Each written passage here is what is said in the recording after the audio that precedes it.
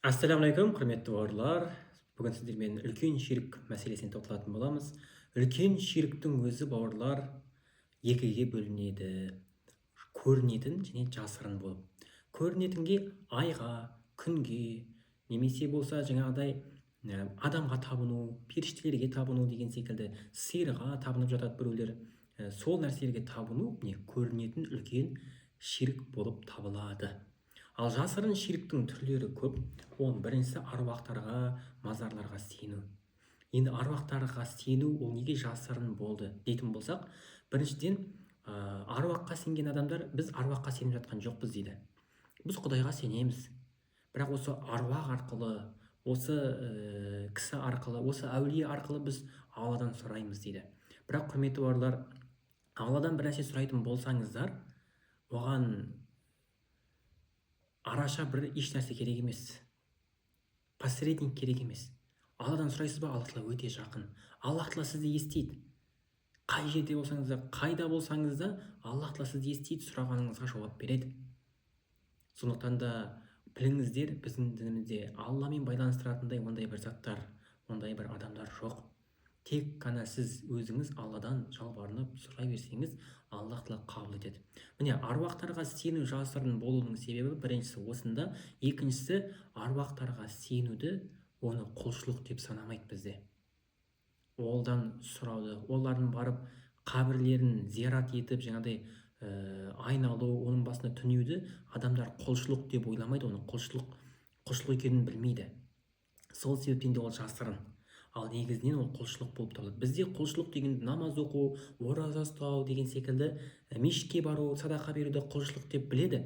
Бірақ дәл осы қабірге барып түнеу, ол қабірде аруақтардан сұрауды көбі құлшылық екендігін білмейді, оған мән бермейді. Сондықтан да бауырлар, бұл аруақтарға сену, қабірді зиярат етіп, қабірлерден сұрау, ол жасырын үлкен ширктің түрлерінен екен. Келесі жасырын үлкен ширктің түрі ол Аллах тағаладан Алладан өзгеге құрбандық шалу. Құрбандықтың жасырын болуы, жасырын үлкен ширк болуының себебі де құрбандықты тағы да көбі құлшылық деп білмейді, құлшылық деп ойламайды. Сондықтан да бірақ бұл алайда құлшылық, оны сіздер білесіздер. Құрбан айт кезінде де біз құлшылығымызды жасаймыз, құрбандық соямыз. Ол үлкен құлшылық түріндегі. Сондықтан да біз құрбандығымызды тек қана Алла үшін ғана шалуымыз керек. Алладан өзгеге құрбандық шалатын болсақ, онда ол үлкен жасырын ширк болып табылады. Келесі үлкен жасырын ширктің түрі ол үкім етуде Аллаға серік қосу. Үкім етуде Аллаға серік қосу қалай? Яғни қараңыздар, шариғат бар. Шариғат ол Алланікі. Шариғат Алланікі. Аллах тағала халалды халал етіп белгілеп қойған, харамды харам етіп белгілеп қойған. Енді осы халалды харам дейтін болсаңыз, харамды халал дейтін болсаңыз, ол да Аллаға серік қосудың түрлерінен болып табылады. Себебі Аллах тағала Құран кәрімде былай дейді, Шура сүресінің 21 аятында: немесе дін тұрғысынан Алла бұйырмаған нәрсені, Аллах тағала бұйырмаған нәрсені оларға шариғат қылатын, яғни бұйыратындай қылатын ортақтары бар ма дейді. Сондықтан да шариғатта жоқ нәрсені өзіңізге парыз етіп алатын болсаңыз, немесе парызды парыз емес дейтін болсаңыз, ол үлкен Аллаға серік қосудың бір түрі болып табылады. Ол діннен шығарып жібереді, құрметті бауырлар. Сондықтан да біз одан абай болуымыз керек. Келесі үлкен жасырын ширктің түрі ол дуалау, сиқырлау. Яғни сиқырды, дуалауды білесіздер, ол жүзеге асып жатады. Екі адамның арасын екі жасты ажырастыру, немесе біреулерді тіпті қазіргі уақытта қосу деген секілді, немесе тағы бір бизнес кәсібі жүріп кету, немесе бизнестің біреудің кәсібін көре алмайды да оны құлату үшін дуалап сиқырлап жатады. Оның өзі жасырын үлкен ширк. Ол діннен шығарады. Ардақты пайғамбарымыз хадисінде былай дейді: кім түйіншік түйіп оған үрлесе дейді. Енді дуалау, сиқырлау түйіншіктермен жасалады. Кім түйіншік түйіп оған үрлесе, ол сиқыр жасады дейді, дуалады дейді. Кім сиқыр жасаса, ол Аллаға серік қосты дейді. Аллаға серік қосу болып табылады. Біз одан барынша абай болуымыз керек. Аллах тағала ондай нәрселерді кешірмейді. 3 кісі жәннатқа кірмейді дейді пайғамбарымыз. Маскүнем адам, туған туысқандармен қарым-қатынасты үзген адам, және үшіншісі осы дуалаған, сиқырлаған адам дейді. Сиқырлаушы адамдар екен. Сондықтан да ол нәрседен біз барынша абай болуымыз керек. Келесі Жасырын үлкен ширктің түрі ол жұлдыз жорамалға, яғни гороскопқа, астрологияға сену. Бұл жерде жаңағыдай біреу балық деп жатады, арыстан деп жатады, ертең осылай болады екен, бұның мінез құлқы осындай екен деген секілді нәрсеге сеніп жатады. Оның өзі, құрметті бауырлар, жасырын үлкен ширк. Жұлдыздардың өзінің жаратылуының мақсаттары бар. Аллах тағала оны белгілі бір мақсатпен жаратты, әсемдеді аспан әлемін. Сізбен бізге жол табу үшін оны солай жаратты. Бірақ ол сізбен біздің тағдырымызға, мінезімізге ешқандай бір пайдада зиян да келтіре алмайды. Пайда зиян келтіретін ол Аллах тағала ғана. Жақсылық та жамандық та Алладан.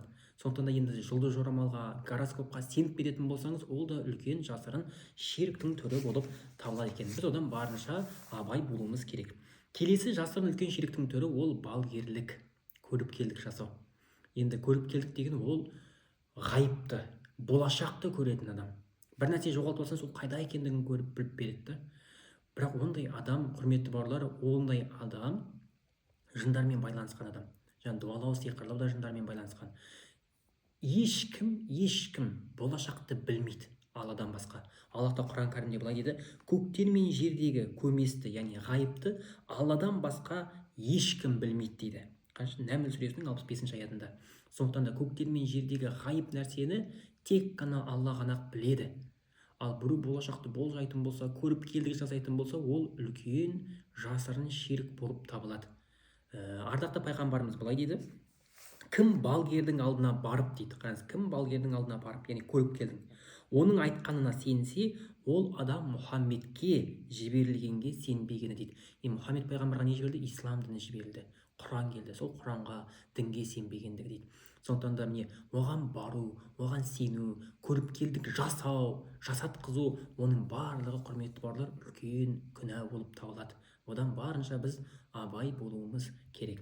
Келесі үлкен күнәнің, жасырын үлкен күнәнің түрі ол ағаштардан, тастардан, сол секілді заттардан рахым күту, мейірім күту. Яғни бір затты бір киелі, мынау киелі, мынаның бір қасиеті бар, мынау қасиетті жер, құтты жер деп соған сенсеңіз, осы жерде осылайдан болады екен деген секілді нәрсеге сеніп кететін болсаңыз, мына жерден берекет келеді дегендей, бұл жер қасиетті деп сеніп кететін болсаңыз, құрметті бауырлар, ол да жасырын үлкен ширк болып табылады. Ардақты пайғамбарымыздың кезінде де тіпті яһудилердің, яғни Израиль ұрпақтарының өздерінің бір ағаштары болған. Сол ағашқа олар жаңағыдай қаруларын, басқа заттарын іліп кететін болған. Неге? Өйткені сол ағаш қасиетті, біз оның қасиетін аламыз, қаруларымызға түседі, біз мықты боламыз деп олар соған сенген. Бірақ ондай жасау, ол Омардың кезінде, Омар радиаллаху анху сол ағашты кескізіп тастайды. Неге? Өйткені адамдар жаңағыдай күпірлікке, ширкқа кетіп қалмау үшін.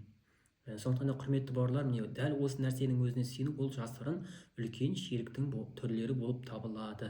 Аллах тағала баршамызды осы жасырын үлкен ширктан, жалпы үлкен ширктан сақтасын. Келесі тақырыптарда Алла қаласа сіздерге кішкентай ширктерді өтетін боламыз. Видео ұнаса, лайк басып жақындарыңызбен бөлісіп қоюды ұмытпаңыз бауырлар.